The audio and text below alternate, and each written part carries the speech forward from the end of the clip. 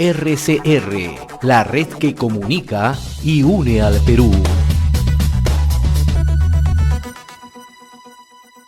Saludamos a esta hora al doctor Herbert Cuba García, médico especialista en salud pública, ¿no? Para conversar temas que están vinculados a la salud, pero también temas que son inherentes a la vida política, social y económica del país. Qué gusto saludarlo, doctor Cuba, muy amable como siempre. Muy buenos días y un saludo a través suyo a todo el país. Antes de conversar sobre su reciente artículo, ¿no? El cambio de gabinete y la salud, me gustaría un poco darle una mirada al tema de contexto político, ¿no? Si bien es cierto, la semana pasada hay una recomposición en el gabinete con la salida de Guido Bellido, ha ingresado Mirta Vázquez, pero también hay cuestionamientos ya al interior del gabinete que nuevamente le echan sombras, ¿no?, a la gestión gubernamental, ¿no? Me gustaría conocer su opinión, por favor, porque esto de una u otra manera tiene un efecto justamente en la vida diaria de los peruanos, ¿no? Efectivamente, el día viernes en que publicamos el artículo, hacíamos esa reflexión de cómo, en qué circunstancias se encontraba el país en el momento del cambio de gabinete. Y aquí nosotros habíamos señalado que los 7 nuevos ministros que habían entrado en el nuevo gabinete iban a tener serios apuros en implementar sus políticas. No hablaba solamente del tema de que ahora ha salido ya con mayor fuerza a la luz. Hablaba educación, interior o cultura. Hablaba también con los otros ministerios y me refería en este caso, que lo vamos a ver al final, el tema de la salud. Pero el cambio ha tenido algunas implicancias serias. ¿Por qué motivo? Por 2 aspectos esenciales. En primero, por la oposición vehemente que ha hecho el Partido Perú Libre, pero por otro lado también por la participación de un miembro activo de Acción Popular. Eso significa que la pérdida del número de congresistas que va a tener el oficialismo en el Congreso de la República, piensan compensarlo de alguna manera con la contribución de los congresistas de Acción Popular. Y esto habría que verse. Creo que inclusive este apuro en generar el día de hoy un día feriado adicional para hacer una semana larga para promover el turismo, cosa que es contraproducente para el tema de la salud y todo el tema que tenemos a puertas por una probable tercera ola. Sin embargo, ha salido como objetivo simplemente prorrogar un día más esas contradicciones que hay al interior de las bancadas. Es probable que el día de hoy todas las bancadas estén reuniéndose interinamente para ver cuál va a ser la posición frente al cambio de gabinete. El primero de ellos, creo que la contradicción mayor la va a tener Acción Popular, y la segunda va a ser Perú Libre. Pero creo que esto configura un escenario similar al anterior, que no ha cambiado la esencia. Se sigue pensando en que hay ministros que tienen serios cuestionamientos, y por otro lado el Congreso de la República insiste una vez más en que estos ministros salgan de la esfera. Pero lo que sí observamos, y esto es claro, que tanto el sector cultura como el sector educación son claves para el gobierno, ¿no? Como en su momento, en épocas pasadas, era clave para la Iglesia Católica mantener sus ministerios, porque era obvio que era la educación religiosa de los niños en el país. Ahora también es clave para este sector mantener ambos ministerios. Ahora, en ese análisis que usted nos traza, doctor Cuba, la confrontación va a seguir, ¿no? Porque hemos visto ayer a un ministro del Interior defender a rajatabla hechos que han sido mostrados por la prensa, ¿no? Una foja curricular nada limpia, si se quiere, ¿no? Además, contradicciones en el tema muy sensible, como es el tema del narcotráfico, ¿no? Incluso ya se habla de que está frenando el tema de la interdicción, ¿no? Se habla incluso que uno de los horizontes sería dejar sin efecto la participación de la DEA y USAID, ¿no?, en las actuales circunstancias. En el caso de educación, usted lo ha dicho, ¿no?, ayer, y esto no es un problema de los congresistas, no es un problema tampoco de la oposición política, ¿no? Ahí están, ¿no?, la forma como actúa el ministro Gallardo, ¿no? Y así le puedo citar, ¿no? Esto va a seguir abriendo esta confrontación y va a ser muy difícil que el actual presidente del Consejo de Ministros pueda generar consenso mínimo. Sí, mira, aquí hay tres tipos de controversias o contradicciones. La primera de ellas tiene que ver el gobierno con la oposición, que esa es una primera controversia, pero la segunda es la controversia que ha surgido al interior del propio gobierno, que ahora se ha agudizado más que antes, más que antes. ¿Por qué? Porque ahora ha tomado la presidencia del Consejo de Ministros un partido que ni siquiera ha pasado la valla. Estamos hablando de Frente la Amplio. presidenta del Consejo de Ministros de Frente Amplio, que no ha pasado la valla, y claro, sin haber pasado la valla se hace del gobierno. Pero esta posición lleva a que al interior del gabinete haya contradicciones serias. Por ejemplo, en el caso del Ministerio de Cultura, usted va a tener la propuesta que hace el gobierno, que es un Estado, las culturas y el Estado plurinacional, por un lado, frente a la otra posición que va a tener usted del propio gobierno, que es fortalecer lo que es los museos, la vivencia, la memoria de la violencia en el Perú, etcétera. Igual va a pasar en el tema minero. En el tema minero usted tiene una contradicción que tenía usted con el gobierno, que es la empresa con los trabajadores y la población. Ahora va a tener usted la empresa con las organizaciones no gubernamentales, con la sociedad civil, entre comillas, que es por donde viene la ministra, la presidencia del Consejo de Ministros.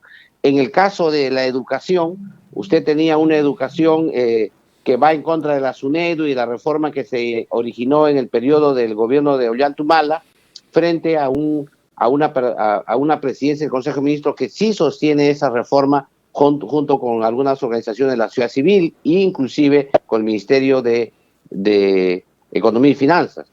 En el caso de Produce, la cosa es grave, porque ahí tenemos a un ministro que proviene de Acción Popular, que tiene una larga trayectoria en la gestión y logística. Sin embargo, ahí tiene que ver enfrente todo lo que es los protocolos que se dieron durante los dos regímenes anteriores para la reactivación económica y también la pesca. Y ahí también va a haber serias contradicciones con lo que se tiene en la presidencia del Consejo de Ministros. Ahí más bien es una contradicción más hacia la derecha. Y por último, creo que lo que más me preocupa a mí desde mi área de investigación es el tema del sector salud.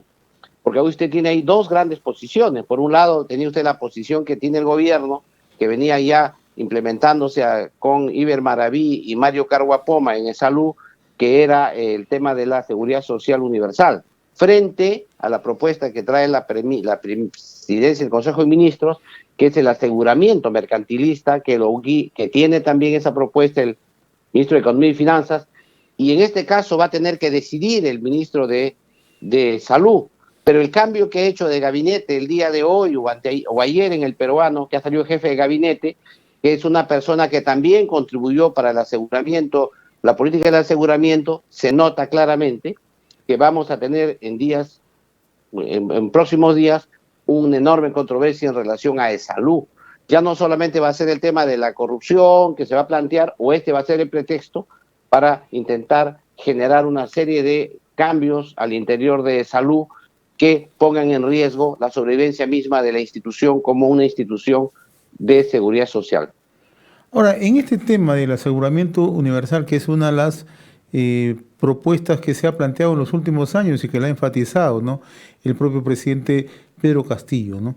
Más de los 60 días de gestión no se ha tocado el tema, el ministro Ceballos no lo ha tocado, ¿no? El propio Carguapoma, de una manera muy tangencial, tocaba el tema. ¿Usted cree que ahora esto va a tener un viraje?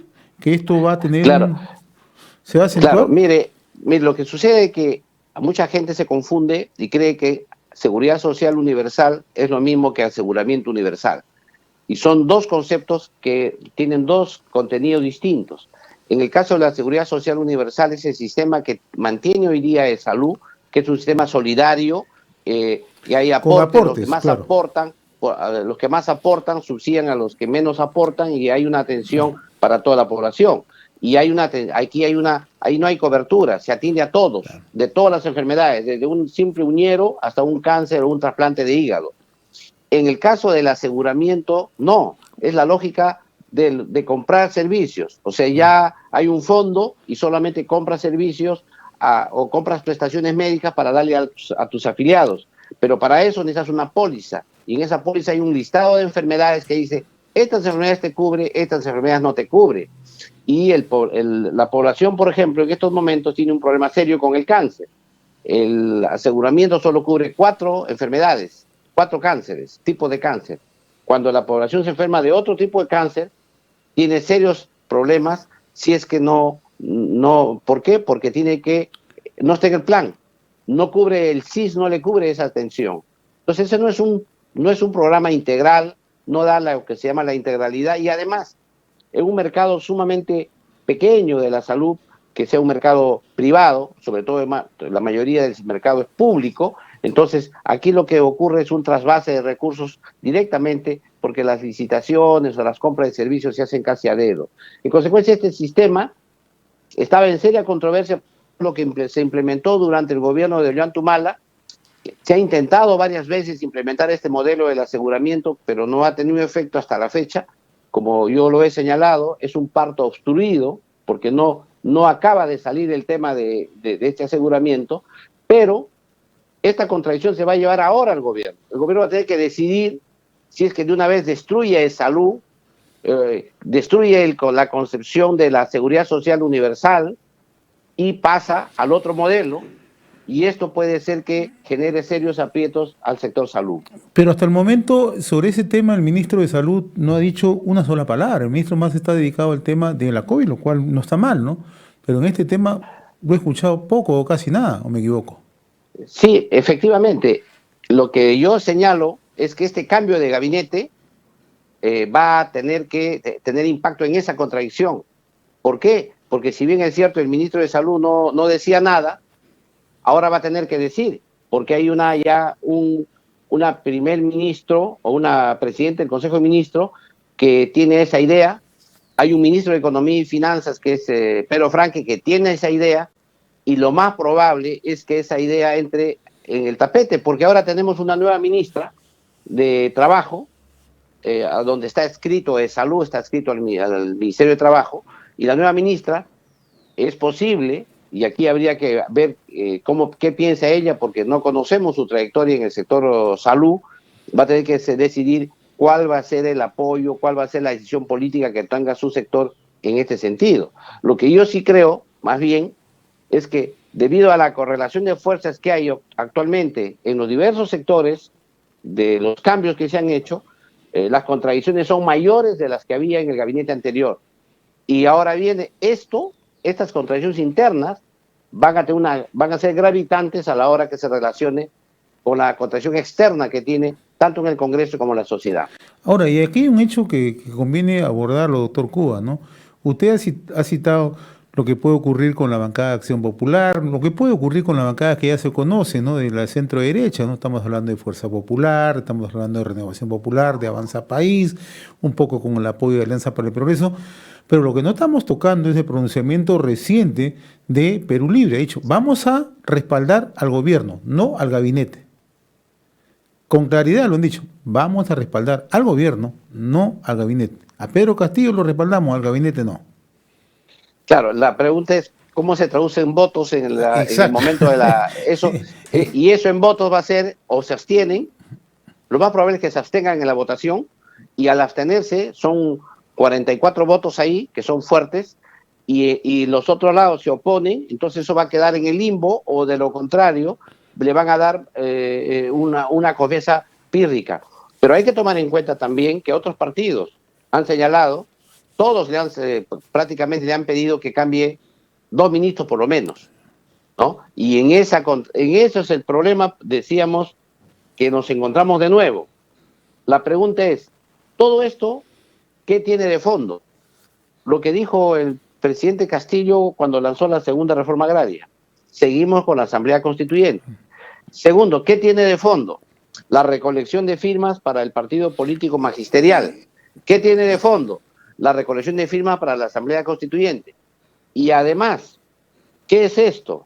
Esto es simplemente todas las contradicciones que hay dentro del gobierno debido a que hay un liderazgo un poco disminuido, que hace que algunas fuerzas laterales se expresen con mayor fuerza. Ahora, a propósito del tema que usted toca, ¿no? El tema de Asamblea Constituyente. El último viernes fue entrevistada en Televisión Nacional de Perú Mirta Vázquez, la presidenta del Consejo de Ministros, y ha dicho que el tema de Asamblea Constituyente no es prioritario, ¿no? Entonces tenemos dos discursos a la vista, ¿no? Uno, en que se ve en las calles cómo están trabajando, ¿no? Cómo están recolectando, y por otro lado, una presidenta del Consejo de Ministros que confía en lo que le ha dicho el presidente, que no va a ser prioridad, ¿no? Otro enfrentamiento que sigue generando más incertidumbre, ¿no? No, yo creo que no son dos discursos distintos, sino son dos tiempos distintos. Cuando uno habla de la Asamblea Constituyente y el momento constituyente, no significa que tú has quitado la bandera de la Asamblea Constituyente. Significa simplemente que en estos instantes no hay condiciones para eso. Y claro que no hay condiciones porque no tienen todavía las firmas. Tienen que recolectar 2,5 millones de firmas. Cuando tengan las 2 millones de firmas y cuando estas estén validadas por la OMPE, ahí vamos a entrar en ese siguiente espacio que va a ser el momento constituyente. En estos instantes la prioridad que tiene el gabinete es obtener la confianza. Y va a tener que ajustar las actividades de gobierno para el tema de la confianza. Pero ambas son idénticas. No nos olvidemos, y aquí hay que ser muy claros en esto, que no es posible que inclusive el partido que no pasó a la valla, que en este caso fue Frente Amplio, pueda arriar sus banderas al interior de su propio partido, que probablemente esté reconstituyéndose, buscando firmas también para reconstituirse. ¿Por qué? Porque en el mes de abril de este año también ellos presentaron un proyecto de ley para la reforma constitucional, para la Asamblea Constituyente. Entonces, todo eso está en la misma ruta. Ahora, creo más bien que lo que tendríamos que no es exigirle a la presidenta del Consejo de Ministros si es que va o no comprometerse con la Asamblea Constituyente, porque ella lo dijo, no es el momento ahora, no hay momento constituyente, hay que esperar. El problema es qué hacemos qué hace el partido político Perú Libre recolectando firmas. Ese es el problema. Y esto no se va a resolver en este gabinete ni en el corto plazo. Esto va a ser un tema de por lo menos 2-3 meses. Creo que noviembre y diciembre van a ser momentos difíciles para el tema de zanjar esta contradicción que tiene el gobierno. Yo creo que tal como está la situación el día de hoy, tal como está la situación, las controversias están casi idénticas como fueron antes del cambio de gabinete. Y esto va a ser una seria complicación para el gobierno. Muy bien, doctor Heber Cuba, como siempre, un grato conversar con usted. Le agradezco la gentileza que ha tenido con RCR. Muy gentil, muy amable. Buen inicio de semana. Muy agradecido. Un abrazo una vez más. Gracias. RCR, la red que comunica y une al Perú.